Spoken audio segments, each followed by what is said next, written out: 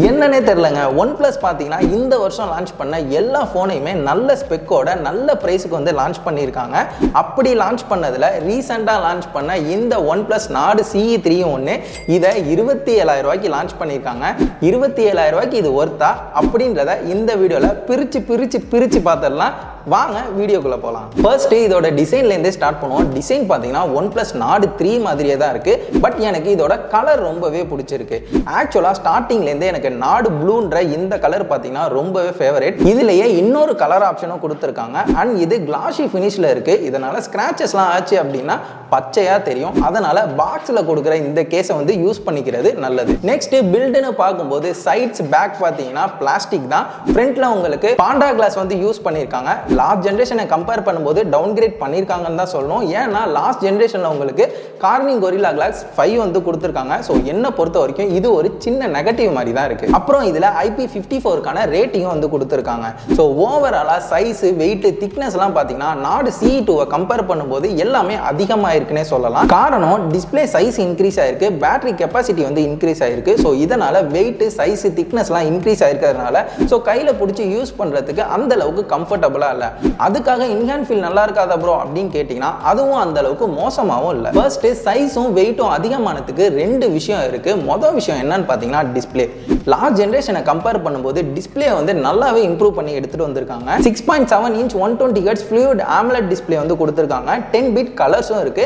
HDR 10+க்கான சப்போர்ட்டும் வந்து இருக்கு. இது பார்த்தீங்கன்னா யூடியூப்க்கு மட்டும்தான் இருக்கு, நெட்ஃபிளிக்ஸுக்கு இல்லை. அண்ட் இதில் 950 நிட்ஸுக்கான பீக் பிரைட்னஸும் வந்து கொடுத்துருக்காங்க. இன்டோர் அண்ட் அவுட்டோரில் யூஸ் பண்ணும்போது எந்த ஒரு இஷ்யூவும் இல்லை.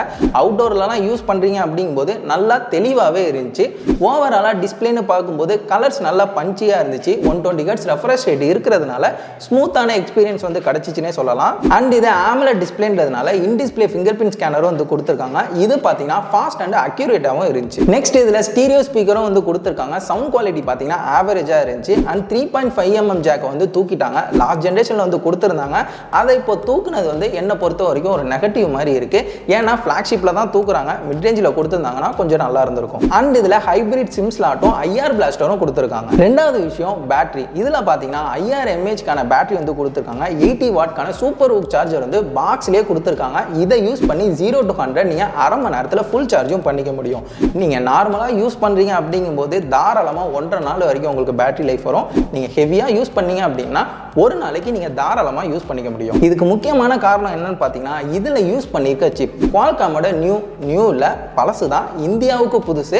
ஸ்னாப்டிராகன் 782G வந்து யூஸ் பண்ணியிருக்காங்க. இது பார்த்தீங்கன்னா 778Gயோட overclock version. Last generation டைமண்ட் சிட்டியை கம்பேர் பண்ணும்போது பெரிய அப்கிரேட்னு வந்து சொல்ல முடியாது. ஏன்னா பெர்ஃபார்மன்ஸில் அந்த அளவுக்கு பெரிய வித்தியாசம் வந்து பார்க்க முடியாது. ஆனால் ஒரு விஷயம் என்னன்னு பார்த்தீங்கன்னா இது வந்து ஹீட் ஆகாது. இந்த ஃபோனில் நான் BGMI CODலாம் வந்து விளாண்டேன். நான் ரொம்ப நேரம் விளாண்டதுக்கு அப்புறமும் எந்த ஒரு ஹீட்டிங் இஷ்யூமே இல்லை, ஃப்ரேம் டிராப்ஸும் இல்லை. சரி த்ராட்லிங் டெஸ்ட் பண்ணி பார்ப்போம் அப்படின்னு டெஸ்ட் பண்ணதில் அந்த அளவுக்கு த்ராட்லிங்கும் ஆகலை. இதே தான் Nord CE 3 லைட்லையும் பண்ணியிருந்தாங்க. OnePlus பார்த்தீங்கன்னா இந்த ஃபோனில் நல்லாவே ஆப்டிமைஸ் பண்ணியிருக்காங்க.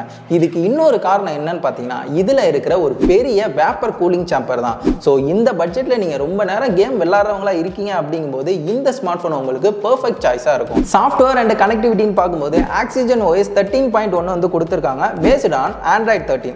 இந்த ஃபோனுக்கு 2 வருஷத்துக்கான சாஃப்ட்வேர் அப்டேட்டும் 3 வருஷத்துக்கான செக்யூரிட்டி பேட்ச் அப்டேட்டும் வரும்னு வந்து சொல்லியிருக்காங்க. ஆக்சிஜன் OS பற்றி உங்கள் எல்லாருக்குமே தெரியும். எந்த ஒரு ப்ளோட்வேரும் இல்லை, எந்த ஒரு ஆட்ஸுமே இல்லாமல் ஒரு க்ளீனான சாஃப்ட்வேர் எக்ஸ்பீரியன்ஸ் வந்து கொடுத்துச்சுன்னே சொல்லலாம். இந்த பட்ஜெட்டில் நீங்கள் ஒரு பெஸ்ட் சாஃப்ட்வேர் எக்ஸ்பீரியன்ஸோட ஒரு ஸ்மார்ட் ஃபோன் வாங்கணும் அப்படின்னு நினச்சிங்கனாலும் அதுக்காகவும் இந்த ஸ்மார்ட் ஃபோனை நீங்கள் கன்சிடர் பண்ணலாம். நெக்ஸ்ட் இதில் 8 5G பேண்ட் வந்து கொடுத்துருக்காங்க. Wi-Fi 6, Bluetooth 5.2, NFC சப்போர்ட்டும் இருக்கு. நெக்ஸ்ட் கேமரான்னு பார்க்கும்போது ட்ரிபிள் கேமரா செட்டப் வந்து கொடுத்துருக்காங்க. பிரைமரி 50 மெகாபிக்சலுக்கான சோனியோட IMX 890 சென்சார் வந்து யூஸ் பண்ணியிருக்காங்க. இது வேற OnePlus ஸ்மார்ட் ஃபோனில் கேட்ட மாதிரியே இருக்குல்ல. எஸ், OnePlus 11, 11R, Nord 3 இந்த ஸ்மார்ட் ஃபோன்லாம் யூஸ் பண்ண அதே சென்சார் தான் இங்கே யூஸ் பண்ணியிருக்காங்க. இது ரொம்பவே ஒரு நல்ல விஷயம்னே சொல்லலாம். ஏன்னா ஃப்ளாக்ஷிப்பில் யூஸ் பண்ண அந்த சென்சாரை மிட் ரேஞ்ச் ஃபோனுக்கு வந்து எடுத்துகிட்டு வந்தது என்னை பொறுத்த வரைக்கும் பாசிட்டிவ்னே சொல்லலாம்.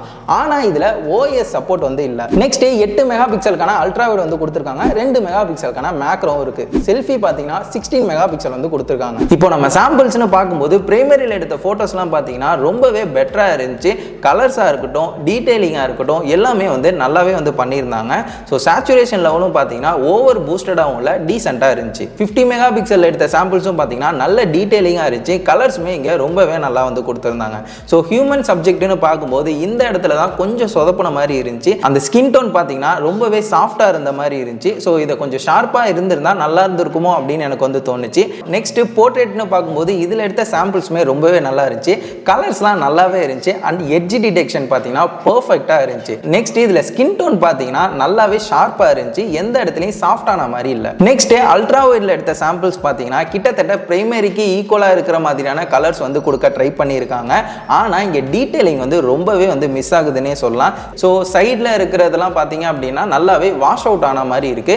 ஸோ இதை இன்னும் கொஞ்சம் பெட்டராக கொடுத்துருந்தாங்கன்னா நல்லா இருந்திருக்கும். செல்ஃபியில் எடுத்த சாம்பிள்ஸ் கூட இங்கே ரொம்பவே பெட்டராக பண்ணியிருக்காங்க. கலர்ஸாக இருக்கட்டும், சேச்சுரேஷன் லெவலாக இருக்கட்டும், அந்த ஸ்கின் டோன்ஸுமே வந்து பெட்டராக இருக்கு. செல்ஃபியோட பெர்ஃபார்மன்ஸ் இங்கே ரொம்பவே நல்லா இருந்துச்சு. நெக்ஸ்ட் லோ லைட்டில் எடுத்த சாம்பிள்ஸ் கூட இங்கே பெட்டராக இருந்துச்சு. ஸோ இந்த அளவுக்கு இருக்கும் நான் எதிர்பார்க்கவே இல்லை. எந்த இடத்துலையுமே வந்து நாய்ஸை வந்து நான் பார்க்கவே இல்லை. அந்த அளவுக்கு இங்கே ரொம்பவே நல்லா பண்ணியிருக்காங்க. ஸோ இந்த ஃபோனில் எடுத்த சாம்பிள்ஸை பற்றி நீங்கள் என்ன நினைக்கிறீங்க கமெண்ட் செக்ஷனில் சொல்லுங்கள். இந்த ஃபுட்டேஜ் செல்ஃபியில் 1080 30 fps வீடியோ எடுத்துகிட்டு இருக்கேன். என்னோட ஸ்கின் டோன் டைனாமிக் ரேஞ்சில் எப்படி இருக்குன்னு சொல்லுங்கள். ஸோ ஆடியோ குவாலிட்டி எப்படி இருக்குன்னு சொல்லுங்கள். ஸோ vlogலாம் எடுக்கிறீங்க அப்படின்னா இது செட் ஆகுமா? ஸ்டெபிலிட்டி எப்படி இருக்குது? என்னை பொறுத்த வரைக்கும் ஓகே மாதிரி தான் இருக்குது. உங்களோட கருத்தை கமெண்ட்ஸில் சொல்லுங்கள். இந்த ஃபுட்டேஜ் பார்த்தீங்கன்னா 1080 60 fps எடுத்துகிட்டு இருக்கேன். டைனாமிக் ரேஞ்செலாம் எப்படி இருக்குன்னு சொல்லுங்கள். ஸோ ஸ்டெபிலிட்டி எப்படி இருக்குது, என்னோடய ஆடியோ குவாலிட்டி எப்படி இருக்குது.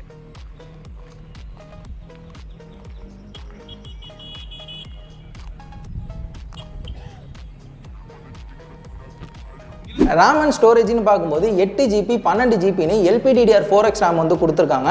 ஸ்டோரேஜ்னு பார்க்கும்போது 128GB 256GB UFS 3.1 ஸ்டோரேஜ் வந்து கொடுத்துருக்காங்க. ஃபைனலாக இதோட ப்ரைஸ் பார்த்தீங்கன்னா 8GB 128GB உங்களுக்கு 27,000 ரூபாய்க்கு வந்து அவைலபிளாக இருக்குது. 12GB 256GB பார்த்தீங்கன்னா 29,000 ரூபாய்க்கு அவைலபிளாக இருக்குது. இந்த ப்ரைஸுக்கு இது ஒர்த்தா வாங்கலாமா அப்படின்னு கேட்டிங்கன்னா என்னை பொறுத்த வரைக்கும் இந்த பட்ஜெட்டில் ஒரு பெஸ்ட் சாஃப்ட்வேர் எக்ஸ்பீரியன்ஸ் வேணும், நல்ல பெர்ஃபார்மன்ஸ் வேணும், ஒரு ஆவரேஜான கேமரா வேணும், அது மட்டும் இல்லாமல் பெட்டர் பேட்டரி லைஃப் வேணும், அது மட்டும் இல்லாமல் ஃபாஸ்ட் சார்ஜ் சப்போர்ட்டோட வேணும் அப்படின்றவங்களுக்கு இந்த நாடு CE3 கன்சிடர் பண்ணலாம். அண்ட் இதில் டிஸ்பிளே குவாலிட்டியுமே நல்லா கொடுத்துருக்காங்க. நீங்கள் ஒரு மல்டிமீடியா ஆஸ்பெக்டில் வாங்கணும் அப்படின்னு நினச்சாலுமே இது உங்களுக்கு ஒரு பெஸ்ட் ஆப்ஷனாக இருக்கும். 27,000 ரூபாய்க்கு இந்த ஃபோன் ஒர்த்தா? நீங்கள் என்ன நினைக்கிறீங்க? என்னோட ஒப்பீனியனை நான் சொல்லிட்டேன். உங்களோட ஒப்பீனியனை கமெண்ட்ஸில் சொல்லுங்கள்.